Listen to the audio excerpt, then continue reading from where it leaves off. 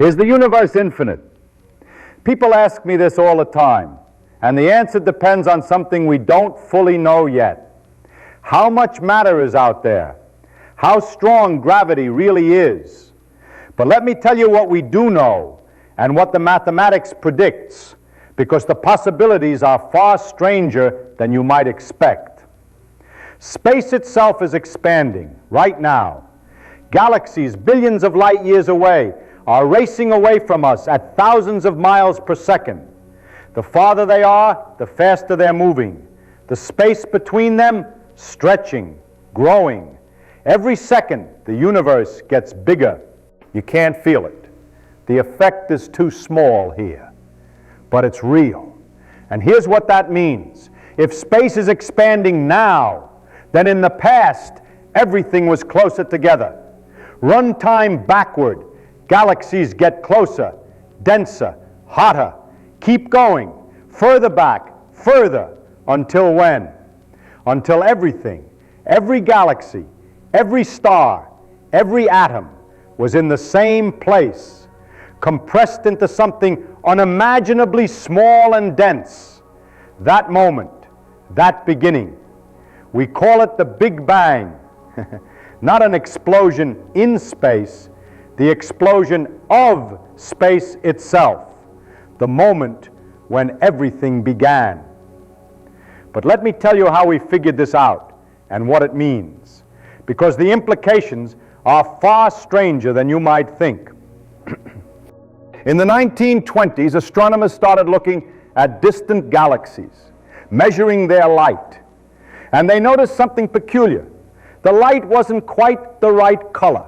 It was shifted toward red. Red shifted. Now you might think, so what?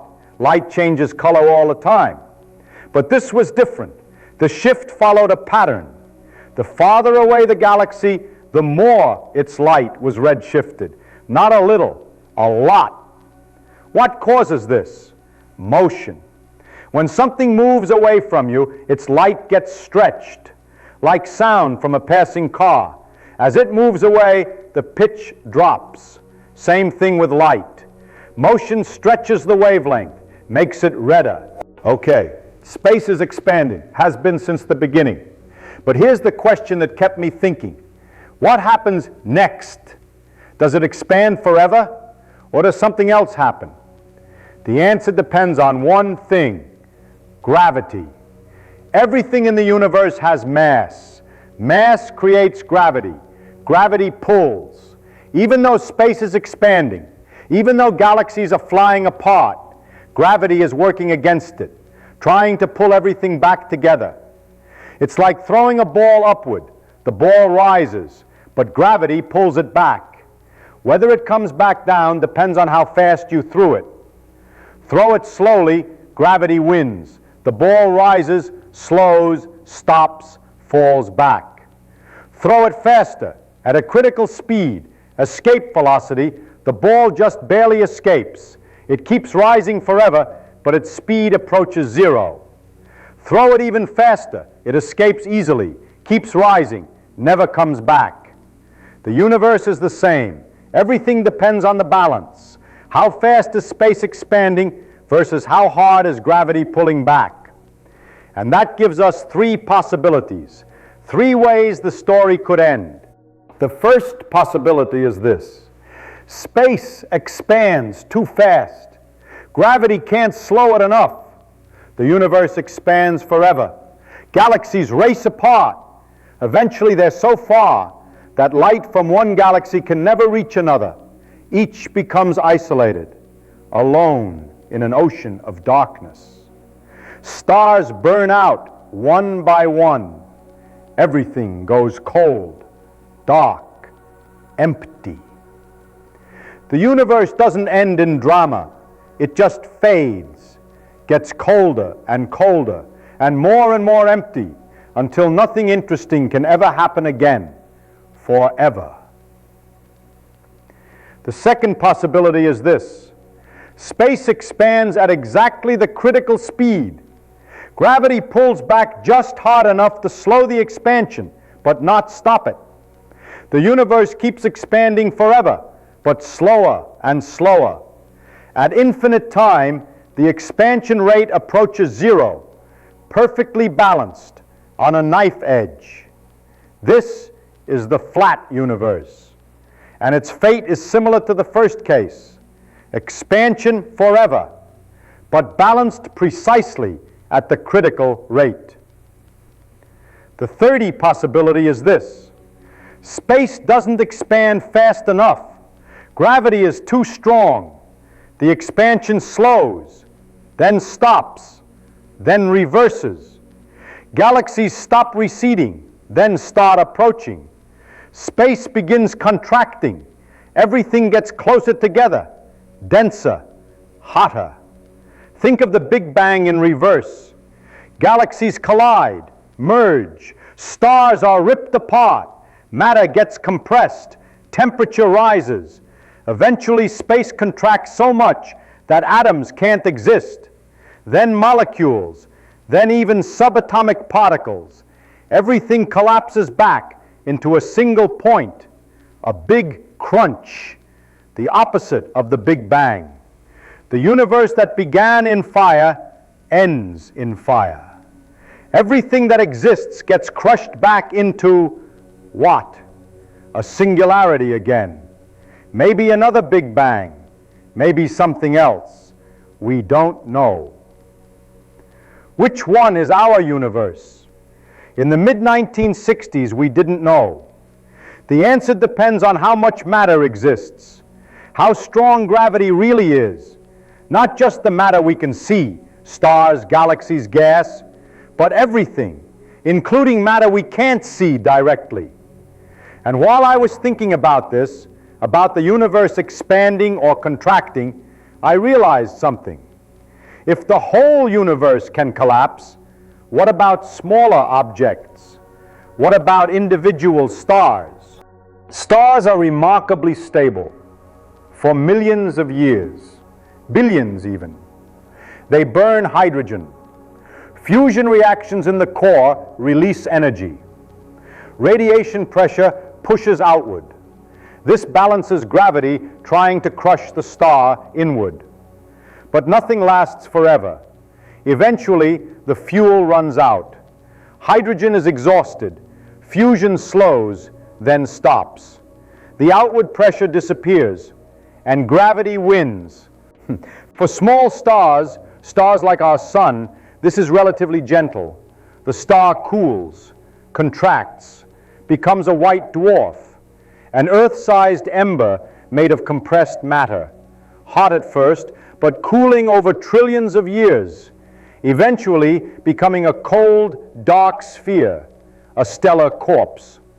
But for massive stars, something different happens, something violent. When fusion stops in a massive star, the collapse is catastrophic. The core implodes in seconds. Electrons are squeezed into protons. They combine, forming neutrons. The core becomes a neutron star, a ball of pure nuclear matter, the size of a city, but with the mass of the sun. The density is beyond comprehension. A teaspoon of neutron star matter weighs as much as a mountain. Gravity at the surface is so strong that if you dropped something from 1 meter up, it would hit the surface at a significant fraction of the speed of light. But neutron stars have a limit, about 1.5 solar masses, the Chandrasekhar limit. They can only support that much. Push beyond that limit, and even neutron pressure can't hold the star up. Then what? The collapse continues. And this is where things get really strange. I started looking carefully at the mathematics. The equations describing gravity near a massive, dense object, these are Einstein's equations, general relativity.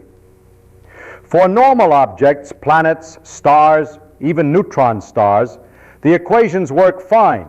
They predict how gravity behaves, how time flows, how space curves. But when you squeeze matter beyond a certain density, something odd appears in the math, a critical size, a boundary. For any given mass, there's a size below which the equations predict something bizarre. a point where the mathematics says time stops, where space curves back on itself completely. We call this the Schwarzschild radius, named after Karl Schwarzschild, who found this solution to Einstein's equations back in 1916. For the Sun, this critical size is about 3 kilometers across. For Earth, it's about 9 millimeters, the size of a marble. For any object, you can calculate this critical radius. It depends only on the mass. The more massive the object, the larger the critical radius. But the critical radius grows slower than the actual radius of the object. So normal objects, stars, planets, are nowhere near this limit. Their actual size is much, much larger than their critical radius. But if you could somehow squeeze the Sun down to 3 kilometers across, or Earth down to a marble, you'd hit this boundary, this critical circumference where the math stops making sense, where something very strange happens. An object compressed below its Schwarzschild radius, a collapsed star. That's what we called these things in the mid-1960s.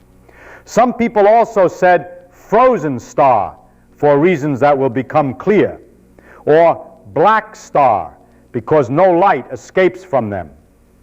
Whatever you called it, the predictions were bizarre. And the strangest prediction involved what happens to someone who falls into one. Let me describe a thought experiment. Forget the mathematics for a moment. Just imagine this scenario. A massive star is collapsing. Its core is imploding. Gravity is crushing it smaller and smaller. And imagine someone, an observer, standing on the surface of this collapsing star, riding it down, falling inward with it. Now imagine you're far away, safe, watching through a telescope. What do you see? At first, nothing unusual. The star shrinks, gets smaller, denser. The observer on the surface falls inward. Light from the surface travels to your telescope. You see him there. Maybe he's waving, dancing, sending light signals. But as the star approaches the critical size, the Schwarzschild radius, something strange starts happening. The light reaching you from the surface changes. It gets redder, dimmer. This is gravitational redshift. Light climbing out of a strong gravitational field loses energy. Its wavelength stretches. It shifts toward the red. The stronger the gravity, the more the light is redshifted. And as the star approaches the critical radius, the gravitational redshift becomes extreme. But that's not all. Time itself is affected. The observer's movements appear to slow down. He waves his arm, but from your perspective, far away, the motion takes longer than it should, and longer, and longer. To him, nothing is different. He's waving at normal speed. His watch ticks normally. But the light carrying that information to you is being stretched by gravity, delayed. As the star gets closer and closer to the critical size, the effects become more extreme. The observer moves slower and slower from your perspective. His light gets redder and redder, dimmer and dimmer. Finally, as the star reaches the Schwarzschild radius, something impossible happens. From your perspective, the observer stops completely, freezes in place like a photograph. His image is stuck there, at the boundary, forever falling but never quite crossing. Time has stopped for him, at least from your point of view. His light is so redshifted, it's essentially invisible. He's frozen at the edge of this collapsed star for all eternity. This is why some people call it a frozen star. From the outside looking in, nothing can ever cross that boundary. Everything just slows down and freezes there. But here's the really mind-bending part. What about the observer's perspective? What does he experience? Nothing. Nothing at all. From his point of view, time passes normally. He doesn't slow down. He doesn't see anything unusual. The critical boundary, the Schwarzschild radius, he passes right through it. No warning, no sign, no jolt or discontinuity, just smooth, continuous motion inward. To him, it takes maybe a few seconds, a minute, some finite time. He crosses the boundary without even noticing. But once he's crossed, something has changed. He tries to send a signal out, a radio transmission, a light beam, anything, and it doesn't work. Not because the signal is blocked, but because space itself is so curved near the collapsed star that every direction is inward. There is no outward anymore. All paths, every possible trajectory lead deeper into the star, toward the center. He's trapped, can't communicate, can't escape, can't signal for help. And from his perspective, he just keeps falling, eventually reaching the center where tidal forces become infinite and everything is crushed. The math breaks down there. We don't know what really happens. From outside, you see him frozen forever at the boundary. From inside, he fell through in finite time and is doomed. Both descriptions are true. They're just two different perspectives on the same physical reality. Because time itself flows differently in different places. Near strong gravity, time runs slower relative to distant observers. And at the Schwarzschild radius, from an outside perspective, time essentially stops. This might sound like science fiction, but it's not. Time really does flow at different rates in different gravitational fields. We've measured it. Your head ages faster than your feet, right now. Not much, but measurably. Your head is slightly farther from Earth's center. Gravity is slightly weaker there, and time runs slightly faster. Over your entire lifetime, your head will age about 90 billionths of a second more than your feet. You can't feel it, but it's real. In 1960, just a few years ago, physicists did a beautiful experiment, the Mossbauer experiment. They took a photon, a single quantum of light, and dropped it 24 meters from the top of a tower to the bottom. And they measured its frequency when it arrived. The frequency had changed, shifted, because the photon fell from a region where time runs slightly faster to a region where time runs slightly slower. The shift was tiny, 1 part in 1,000 trillion, but they measured it, proved it. Time really does flow at different rates. Near a neutron star, the effect is dramatic. Time at the surface runs maybe half as fast as time far away. An hour there is 2 hours for distant observers. And near the Schwarzschild radius of a collapsed star, time, from a distant observer's perspective, essentially stops. An hour for the falling observer might correspond to billions of years, infinity technically, for distant observers. This is why the falling observer appears frozen. He's not frozen from his own perspective, but time is running so differently for him that from your point of view, he might as well be stopped. Earth's core is younger than its surface, about 2 days younger, because time runs slower down there in Earth's stronger gravity.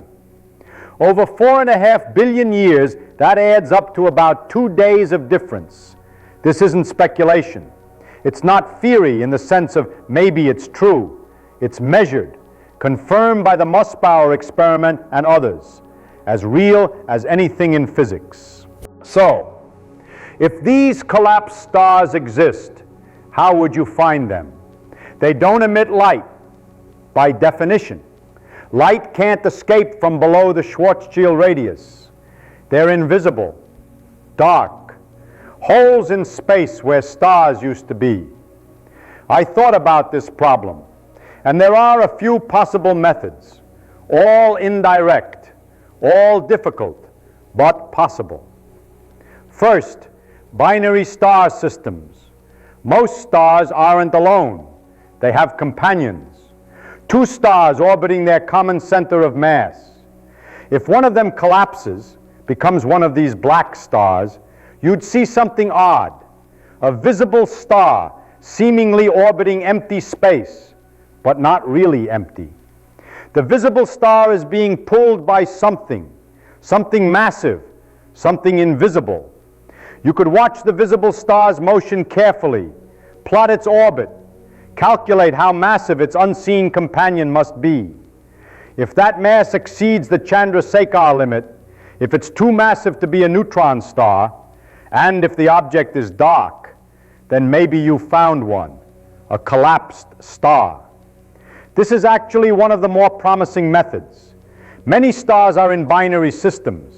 If collapsed stars exist, some of them must have visible companions, and we should be able to detect the gravitational effects. Second, gravitational lensing. Light bends near massive objects. Einstein predicted this back in 1915. The sun bends starlight. We measured it during the 1919 eclipse. Proved Einstein right. A collapsed star would bend light even more dramatically. If light from a distant star passes near one, the light curves. The collapsed star acts as a gravitational lens. With perfect alignment, collapsed star, distant star behind it, and you observing, you might see the distant star's light bent around the collapsed star, distorted, maybe multiple images, maybe a ring of light. The probability of such perfect alignment is small. You need the collapsed star, the background star, and your telescope all lined up precisely. The odds are terrible, but not zero. Highly improbable, but not impossible. We might see this someday if we look at enough stars, take enough photographs. Eventually, chance might give us the right alignment. In the mid-1960s, some of my colleagues had ideas about collapsed stars that I found unsatisfying. One popular theory said that stars simply can't collapse below the Schwarzschild radius. They can't become these frozen stars or black stars. There must be some mechanism that prevents it. The argument went like this. If a star exceeds the Chandrasekhar limit, it will do something to avoid collapsing completely. It will explode, throw off mass in a supernova, anything to get below the limit. Because if it didn't, it would keep collapsing past the Schwarzschild radius. And nobody wanted to think about where that led. But this bothered me, because it doesn't explain why stars explode. It's just saying they explode because they have to avoid collapsing. That's circular reasoning. It's like saying God causes supernovas, so we don't have to worry about collapsed stars. That's not physics. That's avoiding the question. Another attitude, I jokingly called it the all right Jack theory, went like this. I can't see inside the Schwarzschild radius. I can't predict what happens there. The math breaks down at the singularity. So why should I worry about it? As long as I'm safe out here, all right, Jack. This really bothered me, because the observer falling in has a real problem, a real future, a real fate. Just because we can't see it from outside doesn't mean it's not real. It doesn't mean we should ignore it. The question of what happens inside is tricky, very tricky. The math is difficult. Our physical intuition fails. But running away from the question isn't the answer. This argument sort of beats around the bush by not answering anything. If physics predicts something strange, something uncomfortable, we don't get to ignore it just because it's inconvenient. We have to think about it, work through it, try to understand it, even if the answers are strange, even if they're unsettling. That's what physics is about. The question is a tricky one, and it does need some thought. Think about what's happening right now. Somewhere in space, a massive star is collapsing, running out of fuel, gravity crushing it smaller and smaller. And if it's massive enough, if it exceeds that critical limit, it won't stop. It'll keep collapsing, past the Schwarz radius, past the point where even light can't escape. From far away, someone watching sees it slow down, freeze. The star appears to stop at the boundary, frozen there forever.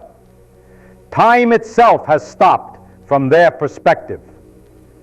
But an observer on that star, they experience nothing unusual. They cross the boundary in seconds, minutes, normal time. Then try to signal out and can't. They're trapped. Space itself has curved so completely that every direction leads inward. Both observers are right. Time really does flow differently for them. This isn't philosophy, it's measurement. The Mossbauer experiment proved it. Drop a photon 24 meters and its frequency changes. Your head ages faster than your feet. Earth's core is younger than its surface. Everybody knows time flows, but you have to stop and think about it to really grasp what that means. Time isn't the same everywhere. It bends, stretches. Near strong gravity, it can slow to almost nothing. And space? Space is expanding right now. Galaxies racing apart. We can measure it, see it in the redshift of distant light. Run time backward and everything collapses to a point, the Big Bang. Run it forward and maybe space expands forever. Or maybe it all collapses back someday. We don't know yet. Individual stars collapse. Maybe the whole universe collapses or expands forever. The mathematics predicts all of this. Strange things, uncomfortable things. But the math doesn't care about comfort. It just describes what is. Some people want to avoid these questions. Say stars can't collapse that far, must explode first. Or say we shouldn't worry about what happens inside because we can't see it. But that's not physics. That's running away. The question is tricky. The math is difficult. Our intuition fails. But the answer, whatever it is real. The observer falling in has a real fate. Time really does stop from one perspective while continuing from another. These aren't contradictions. They're both true. That's the inconceivable nature of it. Space expands. Time bends. Stars collapse into darkness.